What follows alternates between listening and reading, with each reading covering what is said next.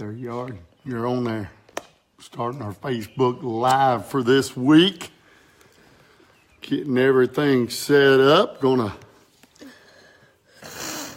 show is just ending. There's old Tim Losman. He's done jumped on there. And John Boykin. I guess they just got done watching a great episode of sturgeon fishing. Here we go. We're going to jump on here and use the computer a little bit today. Hi, John. What's up? Tim Losman. That's my Hoosier buddy right there, Tim Losman. Great show it was. It was a fun time. This guy right here caught a few of those giant fish as well. We might have to go in the game room, bub. Did we drop off there and come back, I believe? Yeah, there we go. We got Tom Ely. We got Denny Weiss on here. We got a lot of good folks.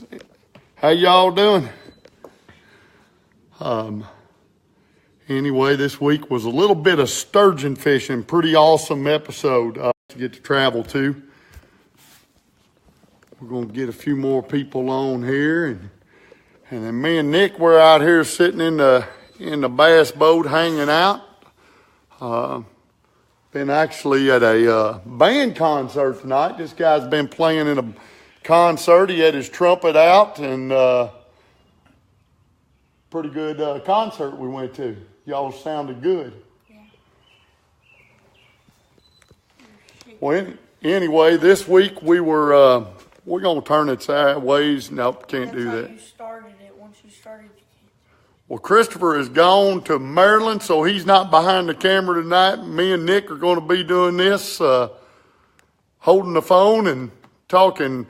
There's Heather there. Hi, Heather. We know you're in Maryland. My son's out there where you're at right now. Christopher traveled out to Maryland today. But anyway, we were sturgeon fishing on tonight's episode. What an awesome... we're getting a little bad signal, I believe, out here in the garage tonight. There is always technical difficulties whenever I'm dealing with electronics. But anyway, to talk a little bit about the sturgeon episode that aired tonight, Ryan White, John Hayden, and Nick, we all got to travel to British Columbia, Canada. It's a trip that I had always wanted to go on since I was a kid. I've always wanted to catch a sturgeon, and these fish are epic, big old fish. Nick, you probably battled a few of them. I believe you caught a couple of the biggest ones we caught while we were out there. Let me try to see. All right, I think we got back here to a better signal. But anyway, talking about British Columbia, Canada, it was one of them places that I had always wanted to travel to, and since I was a kid, Ryan White, he just joined this. Actually, Ryan, he was on this trip. He got to catch some of those giant sturgeon, and Ryan, you need to put a comment or two out here of what that was like. Joe Long, how are you? Roger Watwood, there's an Illinois guy right there. Using our signal out here. Hey, Gabe Manning, you won some hats last week. But anyway, talking about the sturgeon fishing, these fish are giant dinosaurs, and they are just epic to battle. When you're trying to catch these fish, I didn't know what to expect when we went there. And once you hook into one of them, it was a tug-of-war contest. British Columbia, Canada, what I'm going to say is epic. I mean, when you look at the view, the scenery, traveling there, the hospitality, Fraser River Lodge, where we stayed at, those folks, Belinda and Frank at Fraser River, what really a memory for my kids for a lifetime. My whole family traveled with us up there, and it was definitely one of those trips you'll just never let go of in your lifetime. It's it was a wow. That's the best words for it.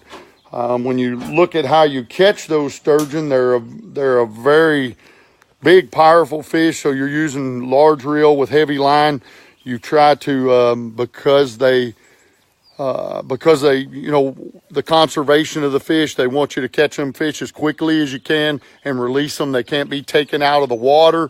Ryan puts on there, had the time of my life. There was no doubt about that, Ryan, and once in a lifetime opportunity as well. And Ryan, that's the truth. It was, it's definitely a memory I'm never going to forget. I don't think it's a memory that Nick's ever going to forget. You got to say thanks to Ryan for getting us out there. Ryan came up with the idea of going sturgeon fishing, and it was one when, as soon as he said it, I was like, I'm all in. We got to go do this.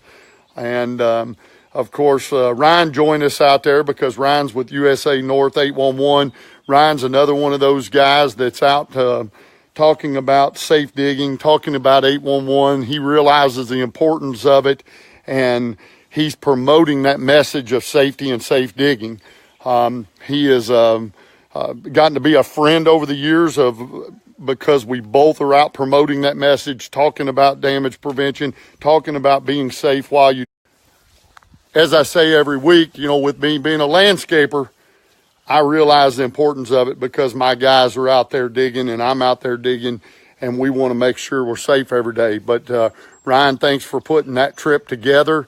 And but back to the scenery in British Columbia, Canada. If you've never been there, oh wow! I mean, I've traveled from basically one side of the country to the other. Been down to Mexico. I've got to say that is in the top 2 or 3 most beautiful places I've ever been. I mean, every picture you take, even in the city, it looks like something off a postcard because of the mountainous backgrounds and the hillsides, and it's just almost impossible to describe it. It was pretty, breathtaking, would you say, Nick? Yeah, when we rode that thing, what was it called that we rode up the mountain on? Oh, we went on the sky lift, and that was pretty awesome when we went on that sky lift. And yeah, and that's where I was scared on the sky lift. Lauren's over there noting that we went on a ski lift, and well, they kind of had a good laugh because I was holding on to Nick for dear life. I don't like heights. The good Lord gave me feet, and he gave me a bass boat and said, we weren't made to fly, and I don't want to fly, and I don't like heights. I'm going to keep my feet on the ground and my rod and reel in my hand. I even waved to him. He didn't wave back. He just... Lauren's over there saying, Dad didn't even wave to me on the ski lift. And yes, he's right, or she's right. I didn't even wave. Gabe Manning says, hi, Nick. So Nick's waving at you there, Gabe. British Columbia, Canada, the town we went to was Agassiz. The lodge we were at was Fraser River Lodge. Once again, an amazing place. Belinda, who runs the place, Frank owns it. Just tremendous hospitality. This place is like, I don't know how to explain it, but it's almost 5-star. Well, it is 5-star. The food is done by a chef. It's first rate. Everything they do out there it's just first class. When you pull up, Belinda doesn't describe Fraser River Lodge. She just says, oh, you're going to come out, you're going fishing. When you walk into that place, you are literally in awe. I mean, that is all I can say.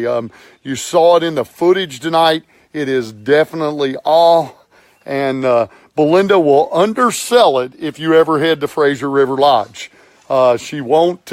She wants you to walk in there, and she likes to see that wow on your face.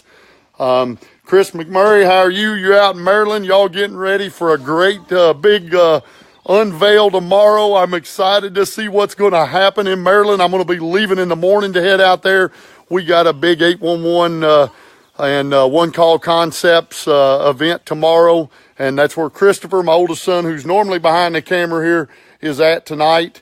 And he flew out this morning. I dropped him off the airport, as I said earlier. You know, it's, and what a great month to be going out to Maryland and talking about something new, promoting the message of 811, being that it's National Safe Digging Month.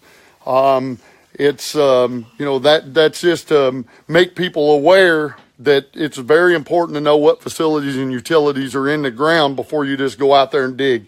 You always need to call 811.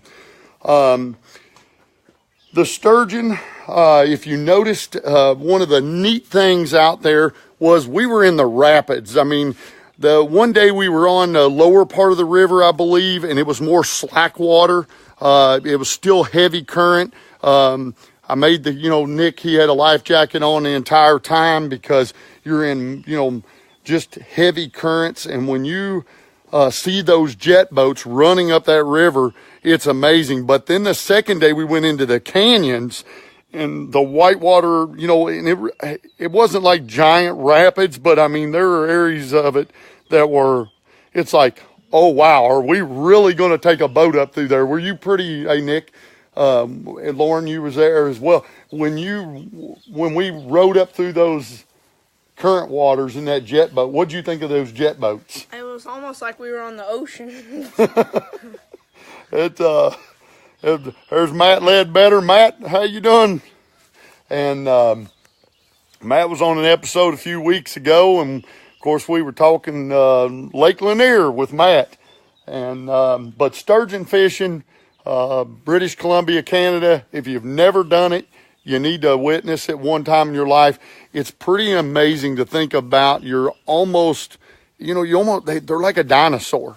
To get in the water and get to take a picture and with one of those fish was like my childhood dream. That was one of them fish that I had always wanted to catch. Don't take me wrong, bass fishing's true to my heart. Crappie fishing's probably number 2, but to get the opportunity to go to British Columbia, Canada with my family and catch sturgeon, I mean, that was just pretty epic, to be honest. We've got to go a number of places, Mexico and other. Was British Columbia top of the list, or where's it at on your list? Well, to me, it's like the top because I've never caught anything that big in my life. So I just really like reeling in those big fish. Yeah, and you know, you realize that fish is taller and longer than me, and you got to reel it in. So tell me, Nick, when you were reeling those fish in, how tough was it to reel those fish in? Well, it was like crazy because it would take almost half an hour to just get it close enough to the boat. And then when you think you got him, he'll just take off and then you have to do it again. Those minutes turn into hours out there, and it's definitely a pulling contest. You pulled, he pulled, you pulled, he pulled, and then, you know, the one fish, I actually didn't think it was a great big fish, so I handed it over to Nick, and I believe it ended up being the big. Was one it of the biggest? Yeah. So, and that makes a great memory for a father and son right there, to get to be in that boat together, to get to experience fishing in Canada. Of course, Christopher, my oldest one behind the camera, getting to share the experience as well. And then my wife and daughter were in the observation boat that we used to shoot the second angle. And all of us to be able to be out there together was just totally awesome, to be honest. Rob Olson, he's also out in Maryland right now. Hi, Rob. Rob's does a lot of our graphic design stuff and helps us out with a whole lot of behind-the-scenes stuff. Rob's a good friend, and what a great guy to have. And he's also a big, has a big involvement in 811 and the safe digging message. Tommy Hackworth, how are you? Rob Olson says, what's up, guys? Joe Long says, Thomas is watching and says, hey, hi, Thomas. Now, Joe, he does some cooking for us up at church. This guy can cook up some mean food now. If you ever need some cooking done, Joe Long's the guy. He's also does deer processing and takes care of all of our deer processing and everything for us, and does a little bit of mounts and stuff for us as well. But, Joe, we always appreciate you and glad to see you on here. Hi, Michelle. How are you? we're going to see Michelle here in a couple days. I'm going to be headed to Georgia on Friday, and we're going to be filming down there with Megan Wade and her family. We got a unique episode for next year that we're going to be filming in Georgia. Never filmed an episode like this. It's really going to have some family content and be family-based. It's going to be a great time down there. Going to look forward to seeing you down there, Michelle. Chad Turner, how are you? Ben Tooley, what's going on? There's Nick again. What else would you say about Canada and that trip? Those mountains were big. It was crazy just going just driving through there when we got to see all those big mountains, just driving by them. And you'd be going around turns and stuff, and when it could be just half the time to go straight through them. That's true. You had to wind up these hillsides because, I mean, some of these things, it's just cliffs, and they build on it, and the roads just wind up like this all the way. What else would there be good to talk about? Well, the question of the night, we got to have a giveaway. Hey, Nick, go in there and grab a couple of them direction ball caps. We're going to do a couple direction ball caps again. My question tonight would be if you took and you looked in my boat, how many rods and reels do you think that I normally carry in that boat? Now, the number does change, but we're going to use a roundabout number tonight. How many, spinning reels and bait casters do you think we typically shove in the rod box and carry with us in a boat? Back in my tournament days, I kind of used to have a good number that I would keep in there. And so start guessing of what number of rods and reels that I carried in my boat the majority of the time. Now, this is a little bit of a discretionary number, but I know what number it is and roughly what I normally carry. And the guesses are going right here. Ryan White says 12. He thinks I carry a dozen. They think I'm a donut or a box of donuts guessing 12s. Joe Long's carrying 16. Tim Losman, you got a lot of rods and reels. That's all I'm going to say. You're at 20. Chad Turner, he says about 5 open faces and 8 bait casters. That's probably on the low side. But let's see. Austin Smith says 15. Rob Olson, man, how many rods do you... He's got way too many. My dad, now come on, Dad, you only guessing 6. I mean, you've seen the garage before. Come on. Tommy Hackworth's at 28. They're guessing on here. I don't know. Do what? Just stay at the bottom. Yeah, I'm going to keep following them up here. You have enough equipment to get the job done. Now, Tim, that's a fair statement. There's a lot of days, really, on a good fishing day, Tim, we really should only be carrying just a few rods when we have things dialed in and narrowed down. It seems like the older I'm getting, I'm forgetting what to use, and I carry more and more of them with me. But some of you folks have been close. But what I want to know is how many spinning reels and rods do I carry, and how many bait casters do I carry? Oh, look here. Chad Turner says 13 and 12. Whew, man, that's a lot. That's a lot of rods and reels right there. Anyway,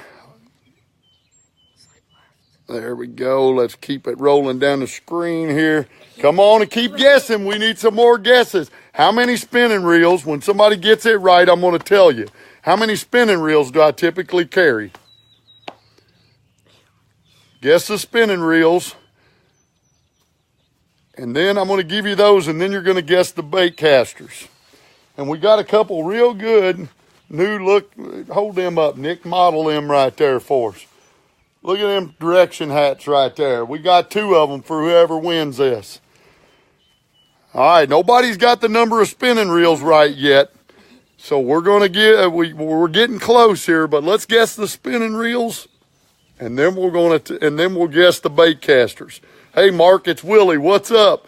Willie, man, it's Heather.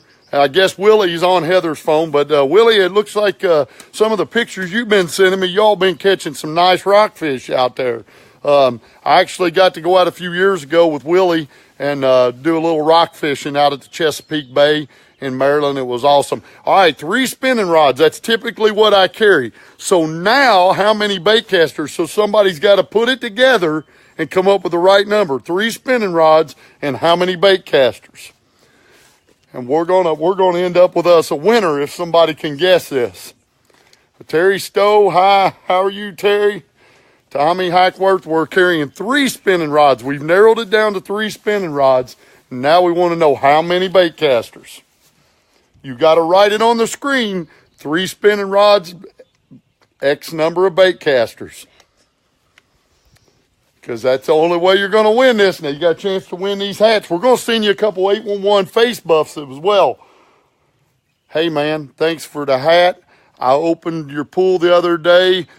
Mike, we appreciate it. I appreciate you getting my pool opened up. It's looking good. It's actually right across the yard over there, man. 3 spinning rods, 15 bait casters. You're getting in there pretty close here. Somebody better do some guessing because we're going to be shipping you all some direction hats. 3 spinning rods, 15 bait casters. You're getting close. I'm going to just say one thing. There's a thing called what does donuts come in? Containers. Austin Smith, you better finish that statement up right there. You might be winning you some hats there.